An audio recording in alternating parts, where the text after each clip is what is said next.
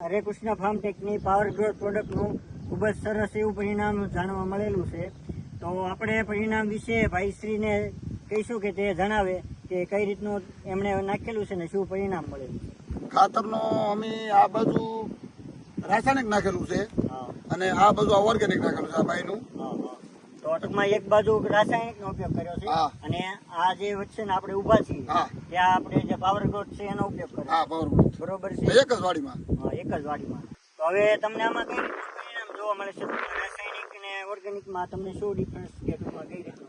એ આપણી નજરની સામે છે ને, જો ને સારામાં સારો રિઝલ્ટ છે આમાં. એકલું ઓર્ગેનિક ખાતર નાખેલું છે આમાં છતાં.